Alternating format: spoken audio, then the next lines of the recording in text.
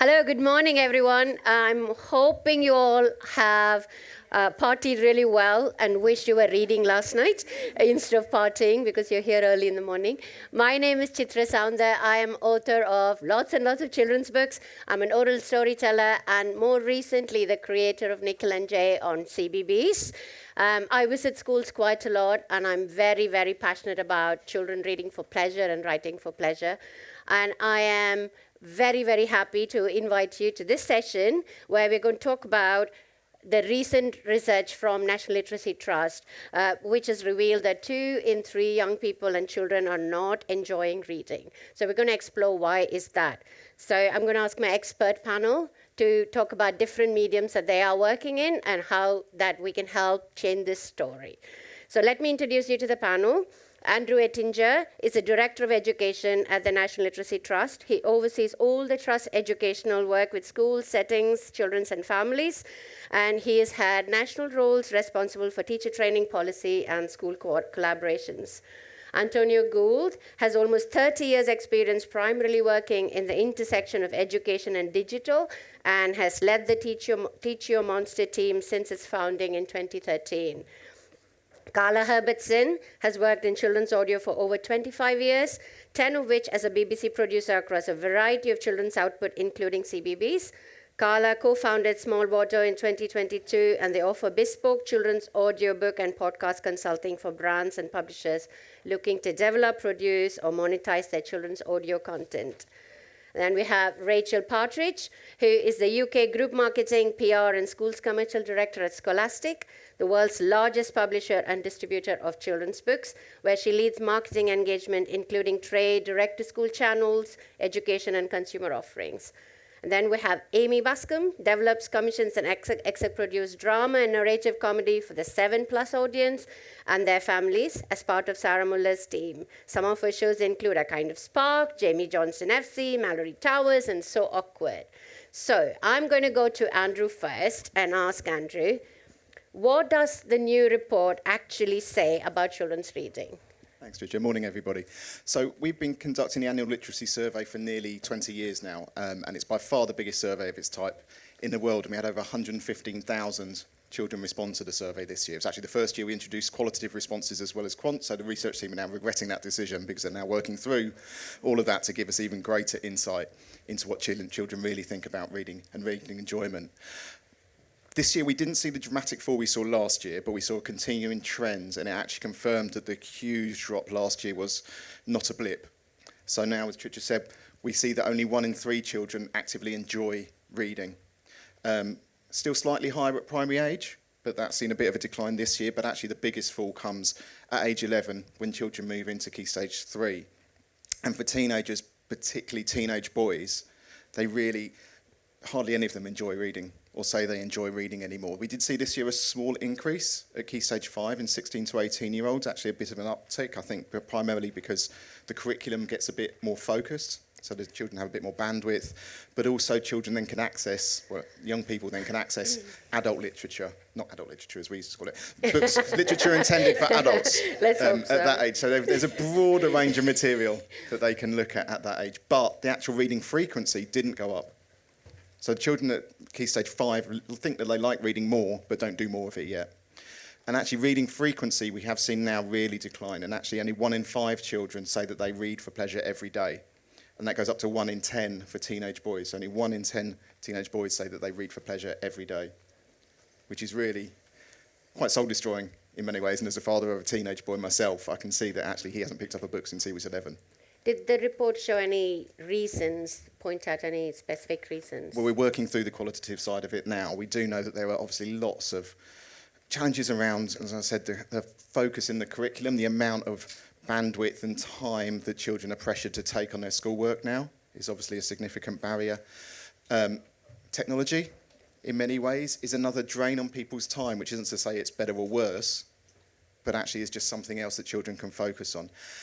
But we also think that there is, and I might talk about this more later on, there is actually a cultural perception and sea change that we need to happen here, because actually adults don't read very much anymore. Only 1 in 2 adults say that they read daily. which is a huge decrease. There was actually a study shown the other day that actually only a quarter of parents of under ones don't even talk to their baby every day. Never mind read to them. I mean, when my kids were that age, that might feel like a blessed relief. But actually, if you imagine as a child not hearing your parents' voice and not having that language acquisition and that experience of communication, doesn't then set them up to become readers in later life. So there are specific things that are happening, but also we think actually there is something that needs to happen across society to re-establish ourselves as a nation of readers. I mean, that's when I grew up. We grew up in a joint family. People were always talking, so you hear the language a lot. But also my parents and grandparents were reading, and though you wanted to pick up the book. So that kind of is leading, ask you all together, what are the problems? Are they access related, attitude related, or attention span related? Because I don't think attention span, even though people keep saying if you scroll, your attention span goes, research has shown that it is not like that. The attention span has always been, with kids, lower in some respects. So what do you all think has caused the decline? I'll go first. I think it's all of those things. You know, Andrew touched on lots of things. I think parental attitudes is huge. It's interesting that when you look at things like the Pearls Table, which is where countries rank in terms of their children's reading ability at around age 10, Ireland comes really, really high up. And Irish parents really engaged with reading. Lots of chat in Irish households, but they read with their children. And I think in the UK particularly, you know, I think some of the research has shown that Gen Z, particularly, you know, those parents find reading with their kids a chore, and parents are time poor. You know, they don't have lots of time to spend with their kids. Usually have two parents working. So I think the parental attitude, and you mentioned the reading role model, that needs to happen a lot more to make that connection. That's interesting. The other thing I think is very much the education system. Our world is changing quite rapidly. However, somehow we're still with the same education system we have for many, many, many years. And I think as well as the demand of children to read for pleasure in the 50 minutes when they are told to read for pleasure is a really strange concept. Yeah.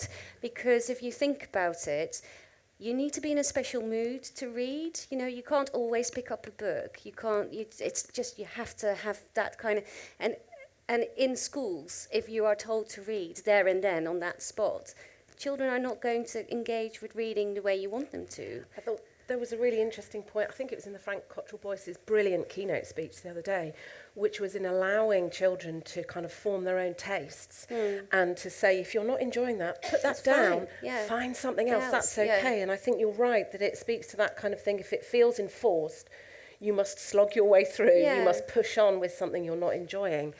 And that's very true, because also that goes back to the abilities as well. So if a child is not able to read a big book, there's no point in expecting them to. And I've often gone into schools and parents and teachers have said, no, you can't read a picture book, go read a bigger book because you're in year 3. And visual literacy is as important. And if kids like that, they should kind of go to that. So, but also on the flip side, I think sometimes we have low expectations of our children. I go to a lot of schools at Key Stage 4, children doing English literature, GCSE, where they aren't actually expected to read whole books anymore, and actually they're taught via excerpts. And this is because teachers don't want to do this, but they think that the children won't engage with full text. They also have a huge amount of curriculum to deliver within a certain amount of time. So really, I think there's also that switch back to actually having higher expectations of our children about what they're capable of doing, and encouraging them and supporting them to read whole text. And challenging. I think I was talking to a youngster who's going into reading. I can't understand this country's education system, A-levels. So he's going to A-levels, and asked him, and all his texts were by 1930s authors, dead, white. And I'm like, there are so many books published in the last 20 years that they could be reading that is more relatable to them. It's hard, and the exam boards have actually done a really good job of broadening up the set texts that are possible when sitting GCSEs or A-levels, but schools still retreat to Of Mice and Men and Inspector Calls, Dr. Jekyll and Mr. Hyde, because they're the ones they've got in the stock cupboard and are the ones they know how to teach. So the lack of will isn't there in schools, but actually the confidence and the resources aren't always there to allow them to open up the curriculum to more books that are relevant to young people. I think leading on from that, there's an important point about discoverability here as well. Where do kids find their books? How do they discover them? If you know anything about Scholastic, we run lots of book fairs, like pop-up book events in schools. And I can tell you that, for all the doom that lots of surveys are reporting that kids don't like reading, every time the book fair rocks up in schools, there is excitement. They treat authors like rock stars, absolutely love them. So it's about finding space for kids' books and then helping them discover those books. And I think probably most of us, if you've got children, if you're around children, they don't hang out in Waterstones or on the high street looking for books. They find them in other places, very often the media or the platforms that they're on. So I think that's an important connection between maybe what some of the people in this room do and people like publishers, audio producers, and how we make those connections for kids. And also I wonder if not having school libraries is a big thing, because you can go and pick up a book in the library, which I think has... When I go into a school, I always ask, do you have a library? And sometimes I'm very embarrassed to say no, and they don't have librarians who actually understand which book to give to which child as well. We actually been working on that for a number of years now. We did some research about 3 or 4 years ago that found that 1 in 7 primary schools don't have a library anymore, going up to 1 in 4 in the areas of highest disadvantage. So we've worked for the last 3 years and actually have put back 1,500 libraries into primary schools. Still a long way to go, but actually... I was at number 11, Downing Street, on Tuesday night, where the Chancellor actually confirmed that the government is going to now fund the restoration of libraries into primary schools. So she committed that every primary school in the country will have a library by the end of the Parliament. So that's brilliant, really because every prison is supposed to have a library, but every school it doesn't need to have a library. Is one of those complete... You don't need the prison if you actually... So that. I think we're solving that problem and not solving the earlier problem. But what are children reading, and are we trying to police what they are reading as well, like the subject matters and things like that? Is that show anything in the report on content? Not particularly. I think, as we said, it's more finding the right choices for young people, being able to find the relevant books. Like Frank was saying, let them choose what they want to read. Let them see themselves in the books that we show to them is really important as well. You'll have seen the Reflecting Realities research, which is an incredible piece of research, which actually counts the ethnic diversity in every single children's book published every year, which was significantly improving after the Black Lives Matter movement. But this year we saw again a huge decrease in that as publishers retreated back into themselves. So again, there's something in the diversity and representation of the text that we need to present to children. I think as well that all content is relevant, and Andrew's right that we should have ambition for kids, that we want them to read long-form stuff. But actually I saw on the programme that there was another session called something like Slime, Farts and Bums, and that's as valid as anything else. On our book fairs, we have a poo, bum and wee category, and if that's a stepping stone into reading for kids, that's as valid, because if it's the gateway drug that gets them in, then I think that's fine. There's the age group 6 to 8. They love all the poo pumps and bum jerks and fart jerks and making noises and all of that kind of stuff, and that's valid part of the journey to where they are getting to, isn't it? How does tech take away some of that reading from them? Are they playing games? Are they on because when I go into schools, they're always saying, oh, are you on Roblox? I'm like, I don't know what it is. And they go, oh, the whole big groan on, like, you're not cool enough to be standing in front of me. So is that pulling them away?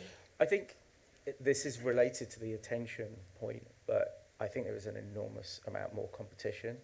And I think that, as somebody alluded to this before, you have to be in a particular kind of headspace to get yourself to read something. And when not just competition, but competition for things that you can just pick up and start doing in that kind of really immediate way, it's sometimes very difficult for reading to get a look in. And I think we have that problem as adults. And that then we're transferring that to the kids at the same time by the way that they're seeing us operate with our devices too. And I feel like what Frank was saying about austerity is so important. Lots of children don't have books at home. I didn't grow up with a book at home, and now lots of kids in today's world, in this kind of country where we're in the top 10, don't have books at home. But we also don't have devices at home. Not all kids have devices at home, so that's not necessarily applicable to all the kids that they are having devices and they're not reading. So I think it's more to do with, as you're saying, attention and skill. Like, do our parents skilled enough to read? Like you saw on Frank's video as well, that parents are not able to read to their children, they don't have the ability themselves or the fluency, or they don't want to compete with like what the teacher is reading. So how do you tackle something like that? I mean, partially it's reading skill in adults. We know 1 in 8 adults are functionally illiterate, and actually being able to read to your child, and reading out loud is a skill in itself that we don't prepare adults for at all when they become parents. So there is something in there about that, but I think there's also, particularly for families that are facing real poverty and real challenges at the moment, it's actually just, well, finding the time if you're working 2 jobs. It's dealing with the stresses of poverty. If you don't know how you're going to pay the next bill, actually finding a headspace to read with your child can be really difficult as well. But then actually having the access to books, you might not be able to afford the bus fare to the library, your library might be closed, whatever it might be. So there's something in there about how do we support adults to get that reading confidence and reading skill, but also how can we support them to find the time and the access to books as well to enable that as well. And this is where audio comes in. There's publishers like Nosy Crow and Sweet Cherry who are providing free QR codes at the back of books for kids who are reading and sometimes are stumbling across words and don't really know what that word is, but the parent doesn't know either. And so you can kind of pick up from, where you've left off and are able to read or listen at the same time, or read along, or just listen when you don't have the time to read. And so engage with storytelling through other mediums. And I think that's really, really important part, because it's not necessarily, yes, we'd like them to read, but we also want them to engage in storytelling. And that actually, they might actually be engaging through play, through gaming, there is a lot of storytelling in our world out there, and we shouldn't forget that. I think libraries providing audiobooks is one of my favorite things ever. Then you can go and get them if they are available. I know, but it's so hard. It's accessibility and discoverability on, the library. Like in the olden days, you had cassettes and that physical part of a CD that you could take home, like a book, and listen to. Now you have an app. Discoverability is not very good on the apps, set up for parents, for adults. There's no kind of, so there is a lot of issues around kind of accessibility and making, when it comes to print or digital anywhere, it's making this available for children in a better way. And I think libraries are a big part of that when it comes to audio. It's just not set up anymore to kind of pick up like that book as something to listen to. So that brings me to you, Antonio. How have you designed then your games to be leading towards reading? Or I think you have a presentation that you're going to show us about it as well. Yeah, well, I'm from Teacher Monster, and we were founded by the same family that started Osborne Books in around 2012. And our first game was around much more the skill of reading, so looking at phonics, which is called Teacher Monster to Read. And we got quite a lot of people using that.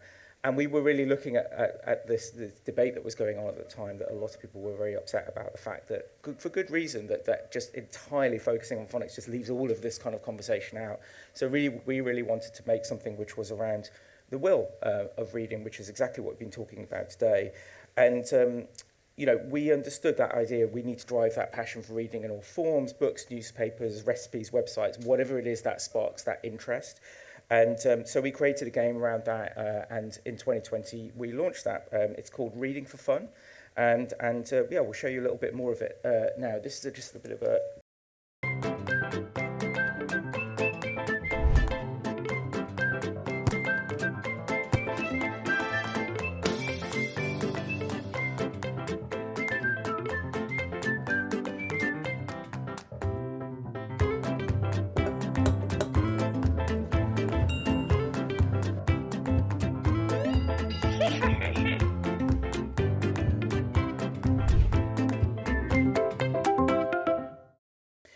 So this game begins when the child's monster discovers this beautiful village and instantly becomes part of this community, undertaking missions and adventures, all the while engaging in reading through play.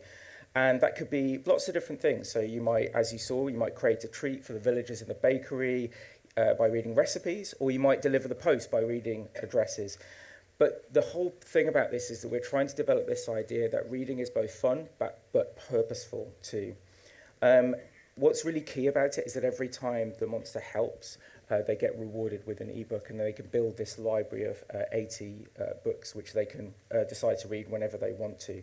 And that satisfaction of building up that bookshelf that relates to the bookshelf you hopefully might have at home, but you might not, is really immense. And we have over 80 books in the game. And then because they're presented as a reward, we're trying to kind of create that link that these things are really valuable, and trying to create that link with real books. And what I'd really like to do is show you the educational framework that this game was based on, because as some of you here, obviously many of you creators, may find this useful in thinking about products that you might want to create that might support the kind of things we're talking about today. So working with our academic experts who were at Roehampton University at the time, Angela Colvert and Alison Kelly, we shaped a completely new research-backed educational framework, and the game is based on that. So to make it easy to remember, we've created an acronym called Teacups, which goes through the 7 kind of key points of this. And so many of these things touch on what we've already been talking about. So T is about trying new things. And we've really tried to make sure there's a huge range of both texts, but also types of activities. And that's really important, as we've talked about, in that development of identity and maintaining that will to read, just having lots and lots of choice. E is about enjoyment. Everything we do is about making games that are really fun. And we tried to create this kind of cornucopia of different activities and things that you can do. If you don't enjoy it, you won't do it. So there's lots of places to go, lots of characters to meet, lots of adventures to play. A is about achievement. And this isn't just about academic achievement. It's also about that achievement of, I don't know, reading something that you've never read before and getting the kind of thrill of doing that and being able to do something that you've not done. We've added badges that the kid can collect, which is a very explicit form of achievement, which they get from completing certain missions. One really important thing that I didn't know about before we started looking at this is how important community is, and this idea of community of readers. And the idea of when you've read a book, talking to your friends and your parents and teachers about it. So obviously that's quite difficult to do in a game. But what we really tried to make sure is that every time you're reading, you're getting a chance to talk to other characters in the game about it. But also sometimes you're actually reading with them. When you're reading a book, there's another character popping up and saying, I thought this about this book. Understanding. So this is, again, going back to this idea of understanding why different forms of reading are really important and why they can help you to do particular things. And that's really motivating. For example, you know, I can read a recipe, I can make something, and I can give it to somebody. Preferences, we've talked a little bit about this today. We also feel this is really important. We must not push a child to read a particular thing if that's not what they're interested in. If you're interested in dinosaurs, you can get a book about dinosaurs. If you're not, read a book about something else. And stamina, finally, this is about developing a regular reading habit. And the more you read, the more you develop that kind of habit of reading. And the characters encourage you to pick up and read a new book if you haven't done so for a while, but everything in this game is sort of focused on getting you to read more. So that's reading for fun. We've had over 30 billion books read in the product. 800,000 children played it last year, and we've had 35 million plays in total. If you want to play it or you want to find out more, there's more on our website, which is teachermonster.org, and it goes through this whole pedagogical framework here. And, you know, we're a non-profit. We developed this, and we'd love other people to use it, this framework. So please go and have a look at it, and we'd love to see what other people can come up with. And just as a final thing, we have 80 ebooks in the game. We're always looking to put more books in. So if there are other publishers here that want to put more books into the product, we'd really love to see them. Amazing. I think even as a child, I was more a non-fiction, and then you slowly learn to read fiction, and that choice is so much more important.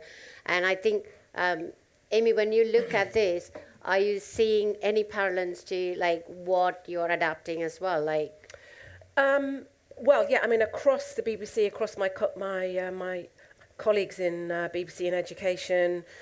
Our CBeebies colleagues have recently launched the Parenting Club, which I know is a lot about modelling, you know, some of the things that Andrew's been talking about, you know, reading with children.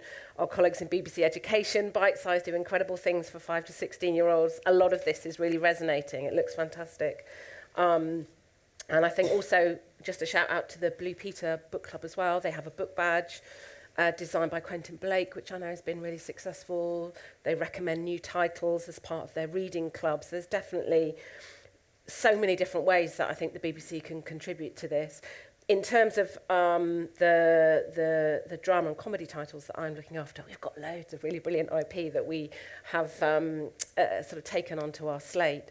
I think the key thing, as people are saying, is that actually that love of storytelling remains the same, and the ways in which they're accessing stories is changing. But I think that's the really key thing.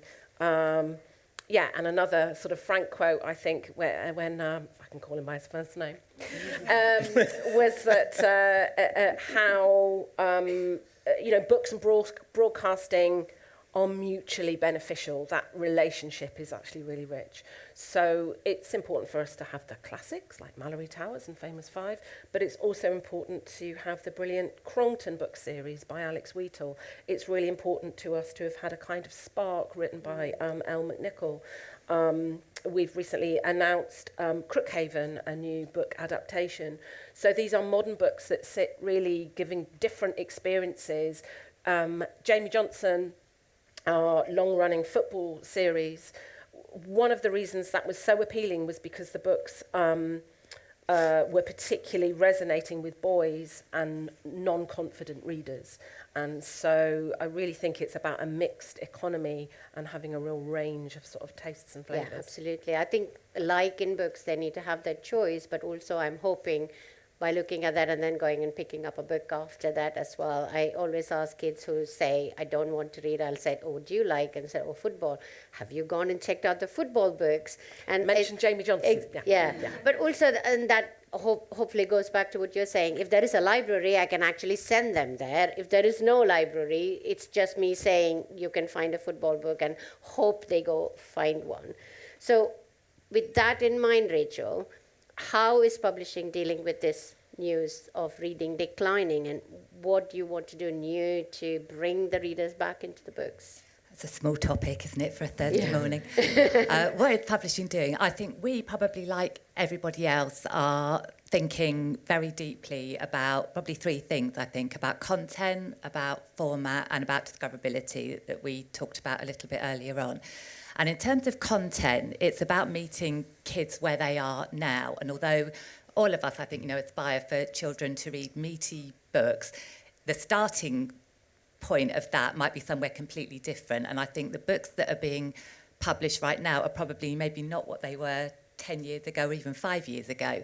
So we think very much about what children are into. You've mentioned Jamie Johnson, thank you very much, that's one of ours. But football is massive, for girls and boys. We see that on our book fairs as well. And book fairs are a real litmus test of what kids actually like, because it's self-selection off of the book fair cases. So sports is huge. I mean, Luke Littler, massive. That's what, they talk about him a lot. But lots of sports stars, because they're aspirational figures, but they feel kind of quite accessible as well. Dinosaurs still perennially big. Gaming, influencers, pop stars still massive. Olivia Rodrigo, Taylor Swift still around. So all of those touch points that resonate with kids, I think, are valid in terms of publishing. And we're thinking about how we publish those, but as a stepping stone to something else. And then when it comes to format, I mean, if you work anywhere near publishing, you will know that there's been a massive explosion in graphic novels over the past 3 or 4 years. We publish Dogman, which is the market leader at the moment, but there are a plethora of fantastic graphic novels from lots of different publishers in the market. And one of the reasons they've exploded is, as Andrew was saying, I think kids have slightly lost confidence with reading. We know there's been a lot of learning from COVID, but graphic novels are, again, an accessible way into reading. They're what we call airy books. They've got lots of illustration, lots of space for text in them, and kids are really attracted to them. So that's one of the things that we will go on developing, I think, over the next few years. And again, you said it, non-fiction is really growing as a genre. Rocks and Minerals, who knew? That's one of the top sellers that we publish.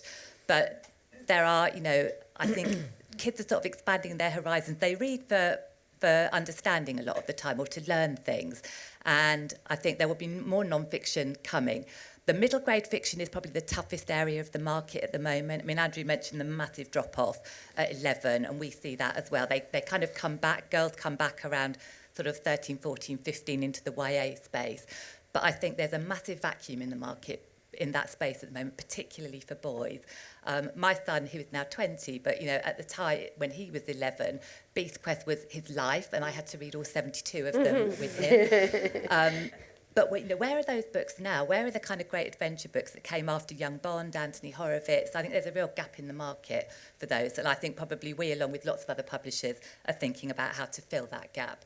And then in terms of discoverability, I said it a bit earlier on, there's kids don't, they don't go shopping for books. They used to be quite, they would be in the supermarket with mum, they would pester for a book.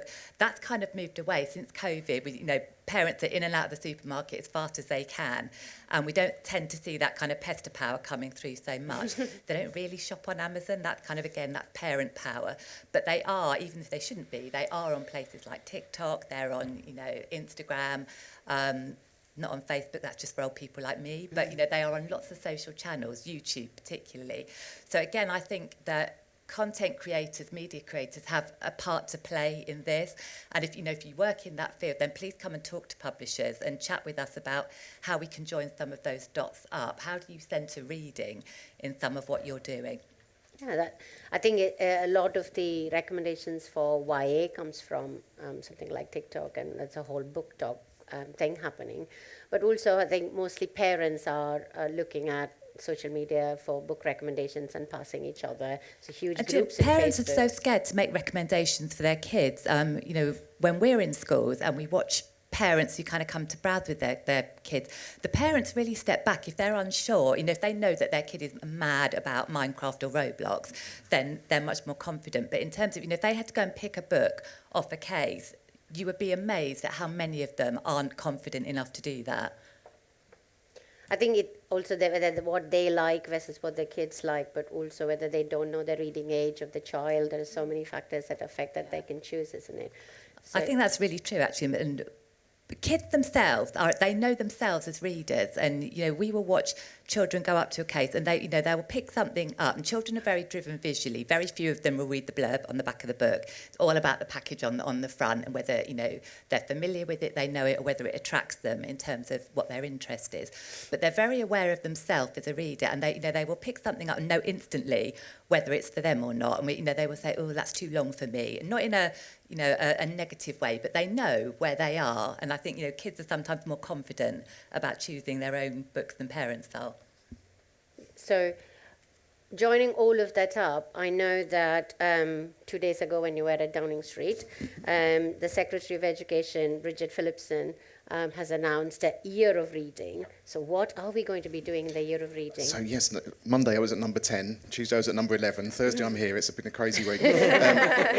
So yes, we're very excited that on Monday, Bridget Phillipson announced that 2026 will be the national year of reading in the UK. And this has really come out of the report that we published last year, which showed the huge dramatic downturn in children's reading enjoyment, and we've really feels like we've now got some momentum going behind this, that actually everybody's starting to pull together. So hopefully this will be the point where we can really get that sea change in perception and people's relationship to reading that I talked about earlier. So we're going to be looking for everybody across the country to get involved in this. It's going to be a huge national campaign. I always talk about billboards, but that's not my area, so you can tell I know things about marketing from watching Mad Men. But you'll know it's much better than me. It'll be a huge viral campaign, influencers across the board, trying to get everybody to re-establish their relationship with reading. But we're going to also be doing some very focused and concentrated work in schools, so working with every school in the country to get them, as Angelo was saying, to really rethink the relationship between reading skill and what they're held accountable for, and reading for pleasure and making space beyond that silent reading lesson once a week, which never really works anyway, but actually to really think about how they embed a culture of reading for pleasure. We're going to be working in every community across the country, looking for 100,000 reading volunteers and 1 million new library sign-ups as well. So there's going to be activity happening across the country from all forms. We've had brilliant responses from all of the publishing industry, from the tech companies, so we're really looking for everybody to get involved in this, because it is going to need a societal push to really make the changes that we need to. So there'll be lots of chances to get involved across the course of the year, but if anyone would like to register so we've got your information and we can send you details as things progress, the QR code there will take you up to a registration form. You've obviously also got my email address in a delegate pack as well, so if anyone wants to get in touch. But there'll be lots of opportunities over the next 6 months and into 2026 for everybody to get involved in this and make sure this is a really genuinely national push. There's a good uptake of phones there. When you said that. It's all very positive. Yeah. So are everybody thinking about it? Because I'm sure publishers have already been involved in this, but has somebody like media and broadcasters have been already invited into this? Or I would imagine that absolutely. Probably my colleagues in education would be all over it. They are. Yeah. They are. But yeah, it sounds absolutely the kind of thing that the BBC should be there and should be present and should absolutely be sort of part of this national conversation, which I think is such a key thing. so if we are in the year of reading, what would you be doing for a year of reading? So like, what's your personal goal for a year of reading, do you think? This is not a question I prepared them for, so this is completely sudden. So yeah, it's something to think about. I'll ask you at the end of the thing. So think about what is it that you want to do for a year of reading, that you might be wanting to inspire and set a role model, right? So, but I'm going to come to you, Amy. I know you talked about some of the shows that you're making and the audiences. How do you make sure, like, Crongton is amazing to reach a completely different audience to come back? Are you finding there is a drop-off point at some point that people are not watching linear or not watching BBC, but on YouTube and doing other things that... I mean, yeah, of course. We work in the sort of 7+ end of the children's audience, and absolutely that's a known fact that as kids get older, they get their own smartphone and they are off on their own sort of journey, and that connection to linear just isn't there. I used to get home from school, put on the big telly in the corner of the room, BBC One would pop up, first on the EPG. That doesn't happen anymore.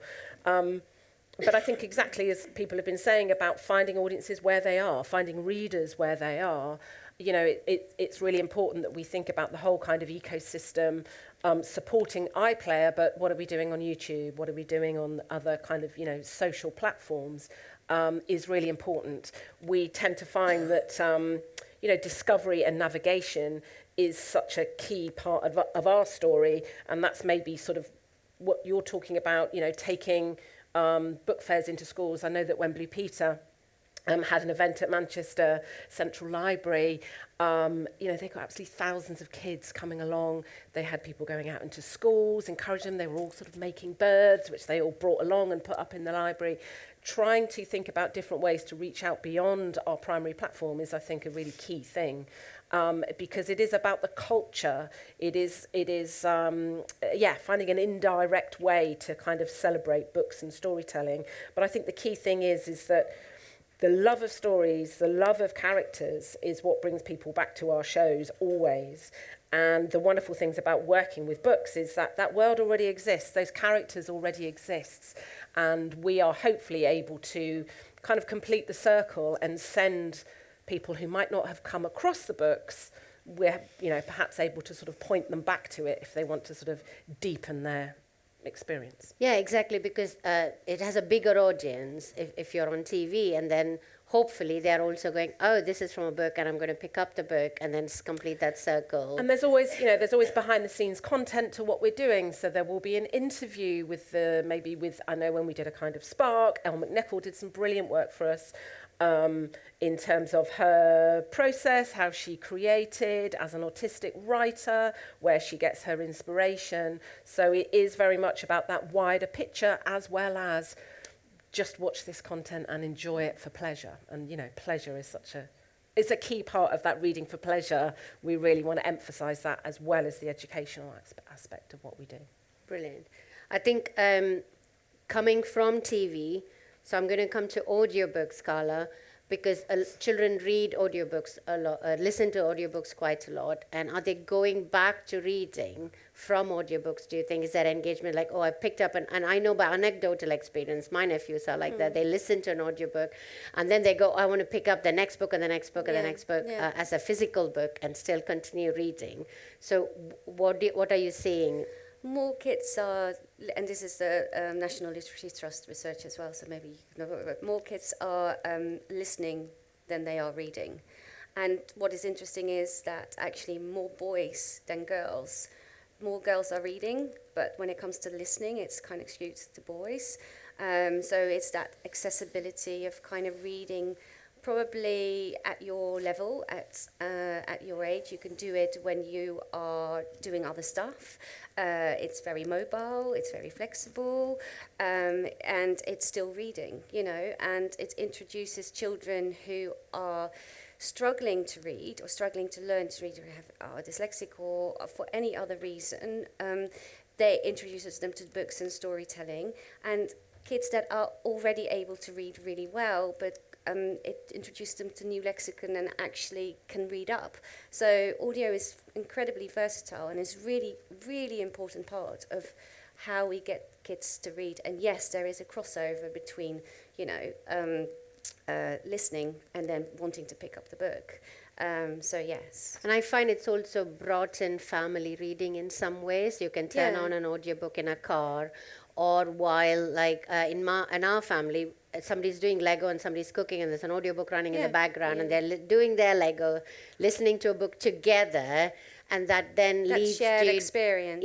shared experience, talking about the book and what they liked about it and things like that as well. And I think that's very useful for that. And the other thing I found is younger and older kids listen together and kind of then go up that age group in picking up the books, and their reading ability as well, that's picked up as well. That's quite useful. But what do you think, how do you bring then audiobooks to the market? Where are you finding the gaps? Who's doing it well? Which countries are doing it better than us? That's a tricky question.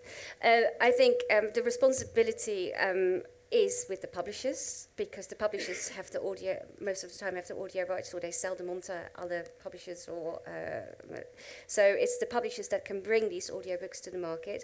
The tricky thing is that audiobooks are the return on investment takes a while, so the monetization is quite tricky.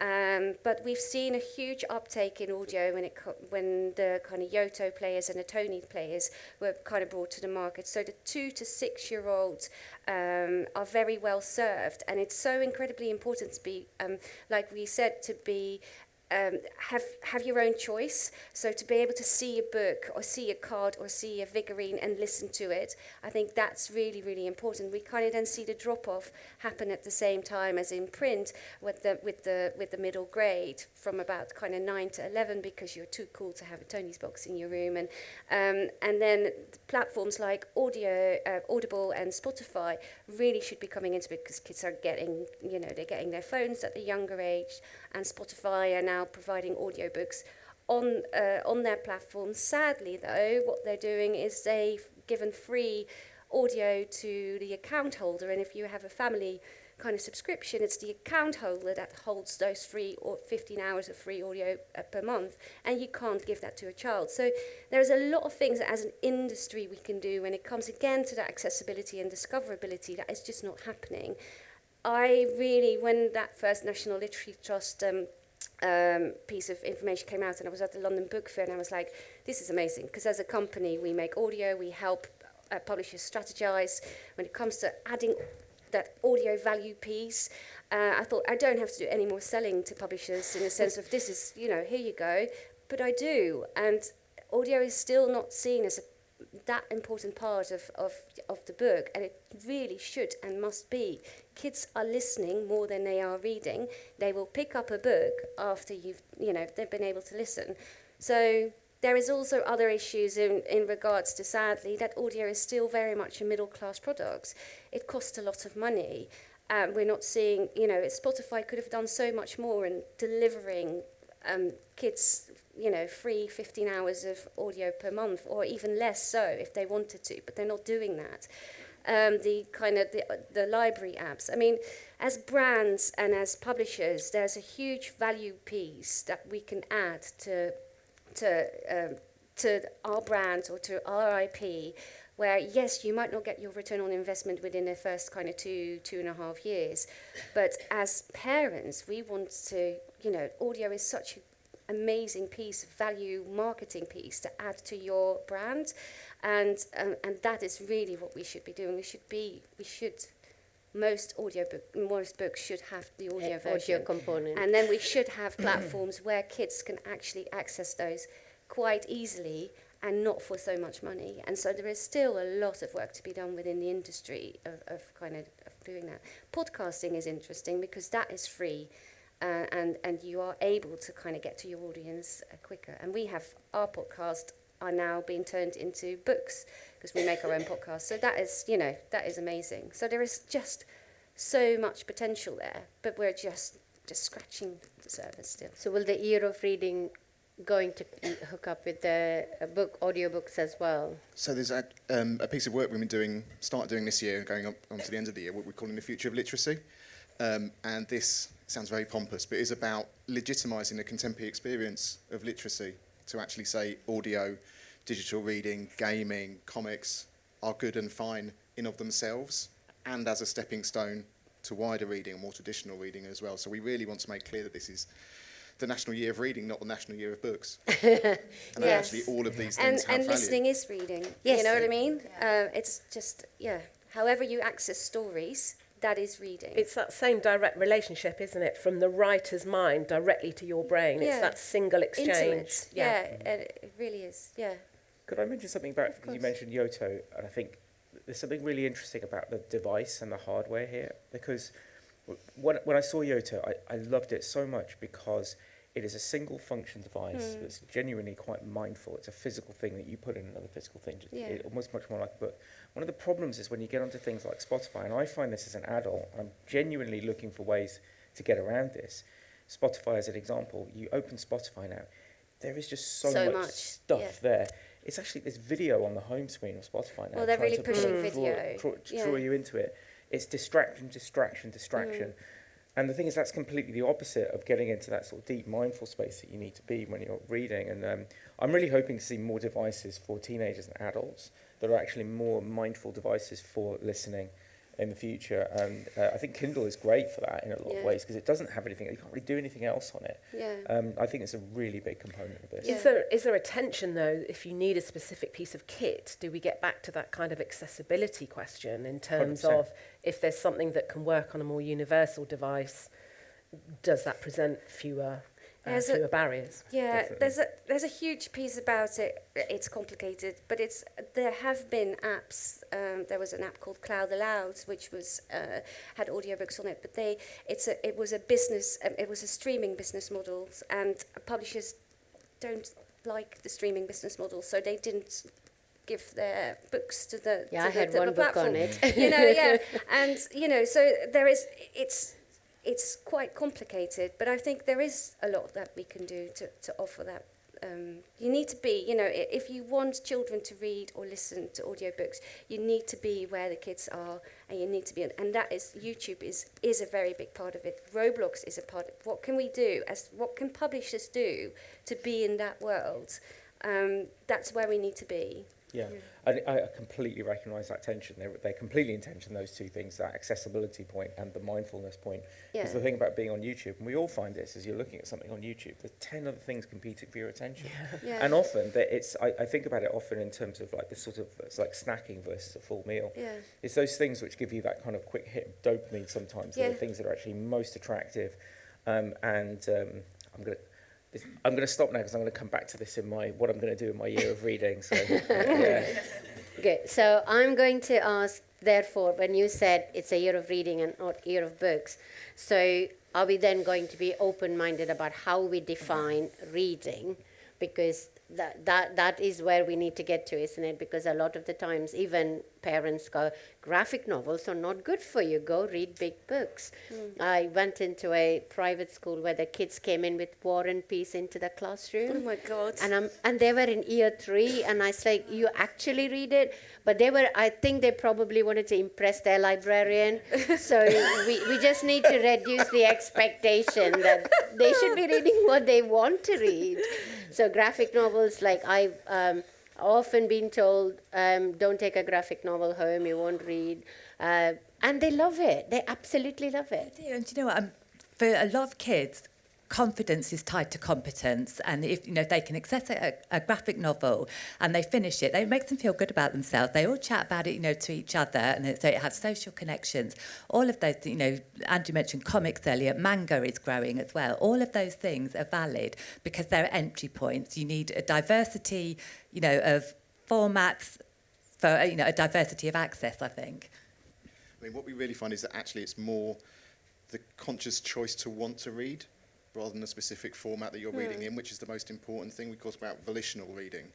And actually having that will to read is the thing that the evidence shows actually makes the biggest difference to children's life chances.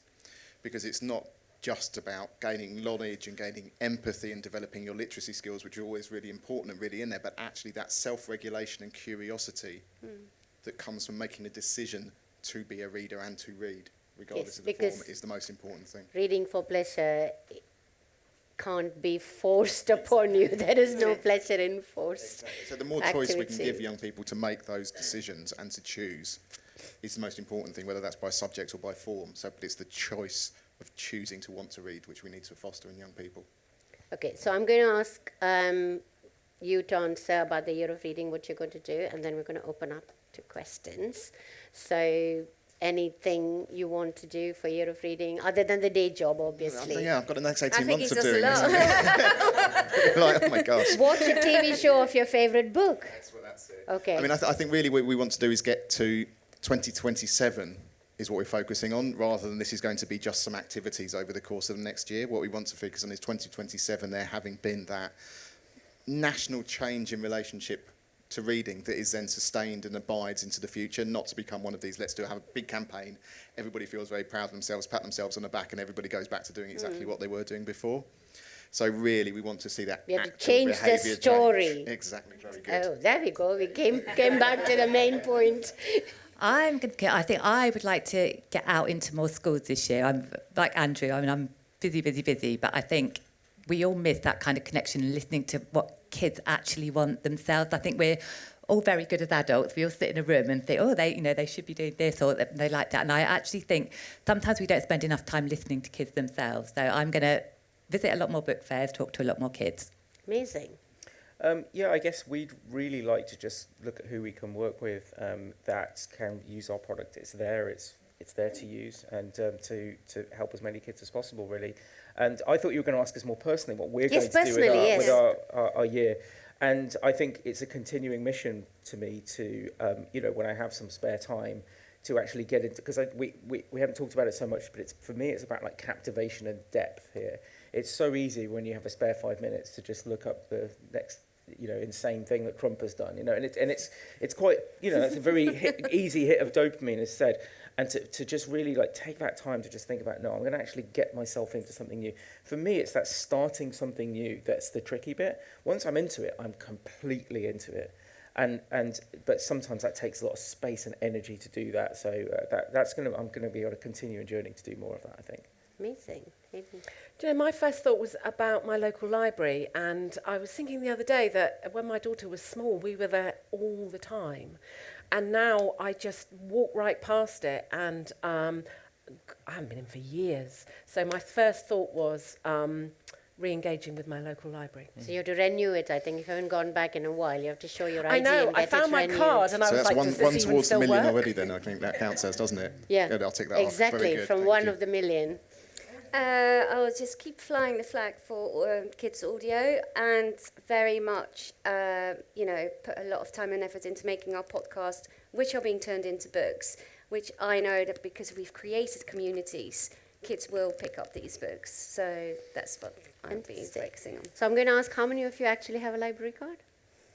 Wow, this is the That's right room to be in. Okay, so do you have questions for the panel?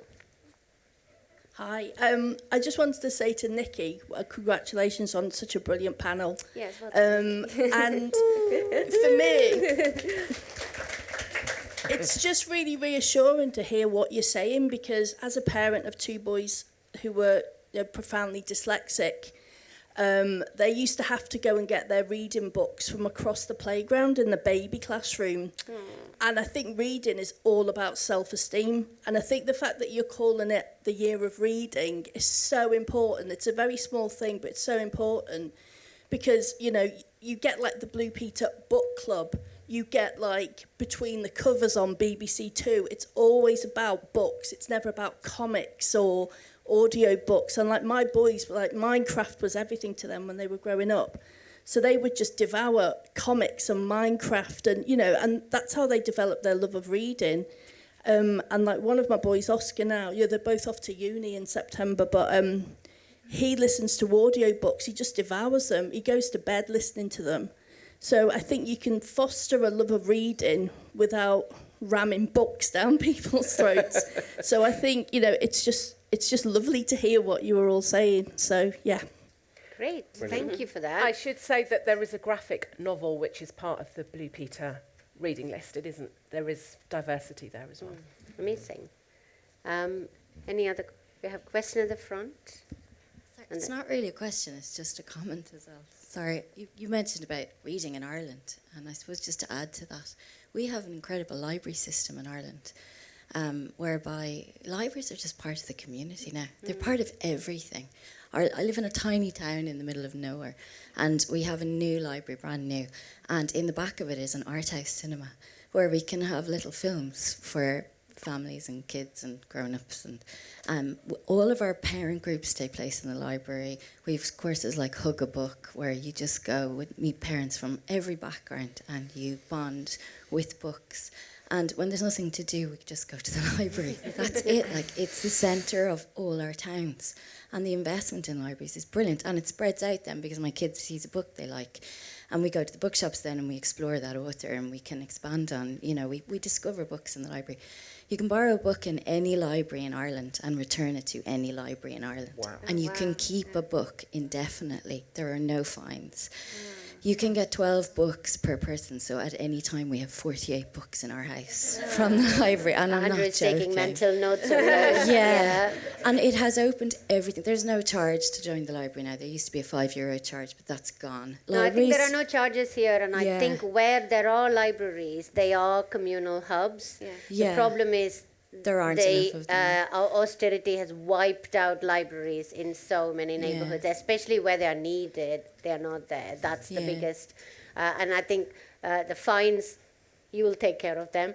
But I think, it is. And I know one of my local libraries used to have an art house cinema behind it. People Yeah. come, they do the listening for story time, and then go to a baby cinema or the signing and all of that kind of stuff. Yeah. Thank you so much. So it's just, the coolest building in every town is the library. And I think we that's the definitely need to start. rebuild the whole thing. Isn't it? Can I say something quickly? I found out we've got a little local library in Catford in London, and I was looking at the history of it, and it was funded by Andrew Carnegie. He obviously funded libraries all over the world. Can we imagine any of these tech bros at the moment actually funding Yeah, I libraries know, everywhere? exactly. Wouldn't that be amazing? They could just pay for it like that. Yeah. Yeah. We had a question on this side. Hi there, I'm Rebecca and I work in publishing. I know some of these people. Hello. I've been really struck at this conference by the many shared challenges we face. And one of the things that I've been thinking really hard about, and sort of I was thinking about this partly following a visit to one of my company works with the National Literacy Trust on hubs in Hastings and Camden. I went to Hastings to a school where so many of the messages, not from the NLT, but around that school and the kids in that school are negative. There are behavioural challenges. It's a really deprived area. It hasn't historically had a reading culture within the school. And the NLT is amazing. They do such brilliant work to address that. But what also struck me, so we sent an author down to do an event, and there'd been huge amounts of prep. The kids actually have got used to authors going to visit their schools, and it's a wonderful, wonderful thing. It took about 20 minutes for the kids to settle for this session, but it was the most amazingly inspiring day. And the thing I came out thinking was, in all these kids, there is so much creativity, and we have lots of should messaging around books and reading, and actually unlocking that creativity is a really important shared priority for all of us. And that question of how we value children's time, value and measure what they do. Creativity is really hard to measure, but so important. And I wondered if we thought there was an opportunity for all of us, with our shared objectives, to come together to think about how we message and encourage creativity in kids in our schools. And I don't know what we all think about that, but whether there's an activism there that we can begin to do together. I think it's really interesting, Rebecca. I'm going to reference my friend Frank too. But he said in a Guardian article, I think quite a while ago, that we teach kids the steps with reading, but they don't dance. And that's absolutely it. And part of that is about finding space and time for the creativity. You know, we hammer phonics into them, and beyond that, it's kind of like we've often, you know, you can read now. But it's finding the space and the time for children's creativity. And, you know, and Andrew said it's about the wanting to be a reader. It's the kind of conscious decision to do that. And I think we don't allow either of those things, space or time, in school to do that. I don't know what we do collectively, because it's hard to join everything up. But I agree with, you know, with what you're saying. I think that's. I'm so sorry, Rebecca. We are completely out of time. The next session is up here, so I want to thank the panel. Amazing. We have so much more to talk about.